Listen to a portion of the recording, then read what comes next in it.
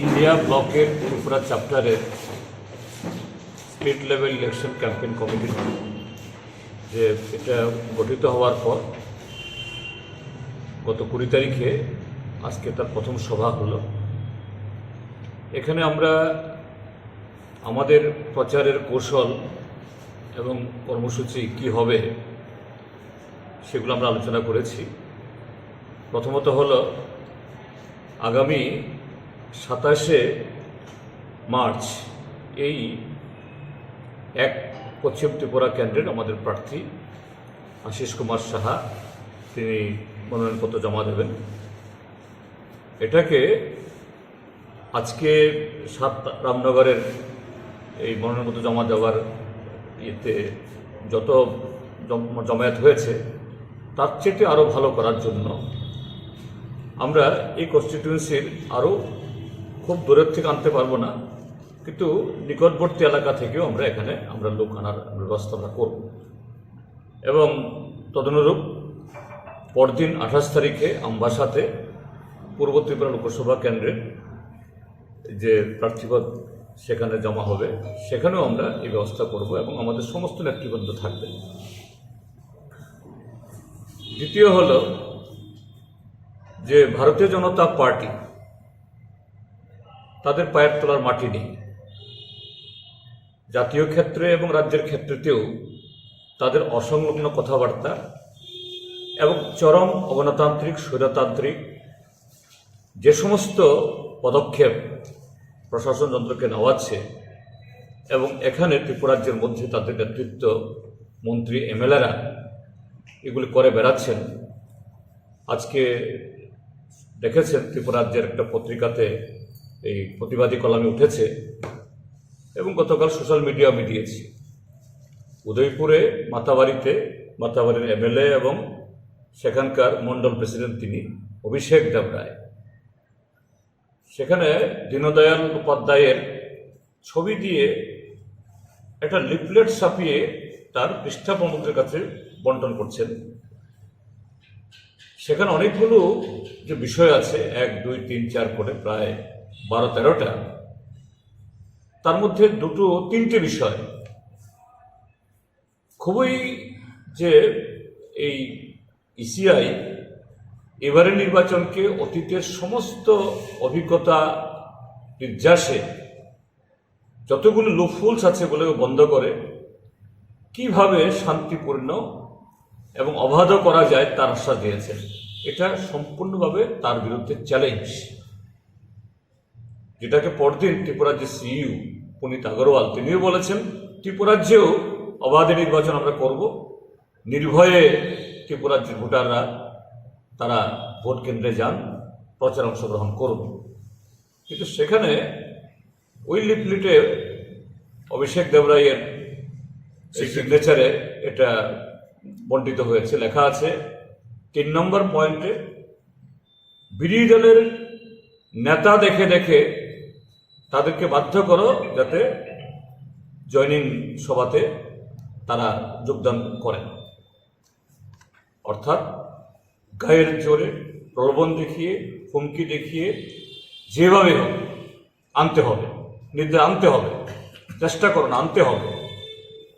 4 নম্বর পয়েন্টে লেখা আছে যে উদয়পুর মহকুমার মধ্যে সেখানে 4টা কনস্টিটুয়েন্সি, এই 4টা কনস্টিটুয়েন্সিতেই যে ভারতীয় জনতা পার্টির প্রার্থীর মার্জিন জানা হয় নিকটতম প্রতিদ্বন্দ্বীর চাইতে 25,000, কমসে কম 25,000। তার মানেটা কি, এভারেজ একটা বিধানসভা কেন্দ্রে আমাদের প্রায় 50,000 ভোট, কাস্টিং হয় 40, 42, 43 ম্যাক্সিমাম। তো সেখানে যদি কোনো প্রতিদ্বন্দ্বীর কোনো প্রার্থীর যদি মার্জিন হয় 25,000, তার মানে সে 43 মাইনাস 25, অর্থাৎ সেখানে প্রায় 3 ভাগের 2 ভাগ ভোট যেভাবেই হোক শাসক দলের প্রার্থীর পক্ষে এটাকে সঞ্চিত করতে হবে। এটা সম্পূর্ণভাবে যেন একটা নির্বাচনটাকে তাদের ছকের মধ্যে করাতে হবে। কি মডেল কোড অফ কন্ডাক্ট, কি বলে নিয়মকানুন। আর 10 নম্বর পয়েন্টে লেখা আছে একটা মোবাইল নাম্বার। 2018 এই যে এই সুনীল দেওধরের কথাগুলোকে আবার মনে করাচ্ছে। এই নাম্বারে যাতে সবাই গিয়ে নাম্বারটা দাও, ওইখানে ফোন করলেই একটা জবাব পাবে। অর্থাৎ সেখানে এদের পয়সা আছে, কল সেন্টার সেখানে কিছু লোক বসিয়ে রেখেছে। কেউ বাংলাতে ফোন করলে বাংলা উত্তর দেবে, কেউ ইংরেজিতে ফোন করলে ইংরেজি উত্তর দেবে। অর্থাৎ সেখানে কল্পতরু, ফোন করলেই একটা উত্তর আসবে। তো এইভাবে ভোটটাকে সম্পূর্ণ প্রহসনে পরিণত করা। কখন এটা করে কোনো দল বা ব্যক্তি নিজের উপর যখন আস্থা হারিয়ে ফেলে, ভারতীয় জনতা পার্টির আজকে সেই অবস্থা। এবং সেই লিফলেট বিলি করা হয়েছে তাদের প্রার্থী বিপ্লব কুমার দেবের উপস্থিতিতে। আজকে আমাদের তরফ থেকে ইসিআইয়ের কাছে এই অভিযোগগুলো যাচ্ছে এবং আমরা এটাকে আরও ব্যাপক প্রচার আমরা নেব। যে এই সময়েতে সবচেয়ে ভারতের স্বাধীনতার পর ভারতের গণতান্ত্রিক ইতিহাসে জঘন্যতম একটা কি বলে হিটলারি এরকম একটা শাসক দলের তরফ থেকে আক্রমণ গণতন্ত্রের উপরে, ব্যক্তি স্বাধীনতার উপরে, ন্যায় এবং নিষ্ঠার উপরে। ভারতবর্ষের ইতিহাসে প্রাক্তন মুখ্যমন্ত্রী, সিটিং মুখ্যমন্ত্রী, এমএলএ, এমপি অনেকেই গ্রেপ্তার বরণ করেছেন বিভিন্ন অভিযোগে। কিন্তু একজন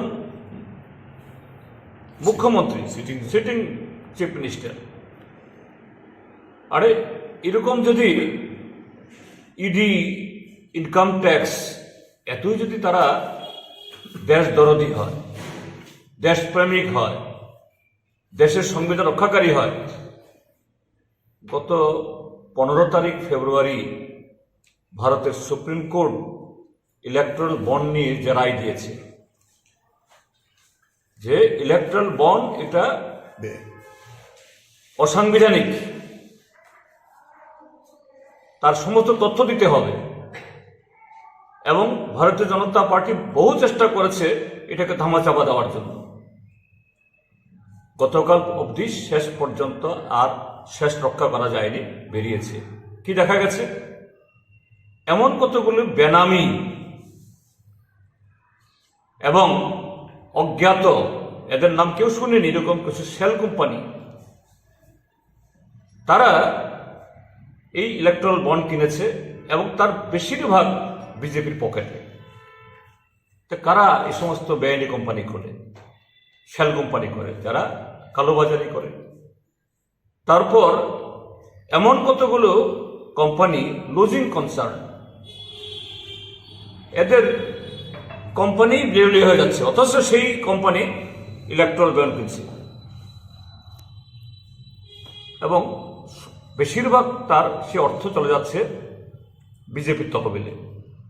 আবার কতগুলো কোম্পানি 1 সপ্তাহ আগে, 10 দিন আগে, 20 দিন আগে, 1 মাস আগে তাদের ঘরে আইটি, ইডি এবং সিবিআই এর রেড হয়েছে, কদিন বাদেই তদন্ত শেষ, কোনো চার্জশিট জমা পড়ে না। এবং দেখা যায় সেই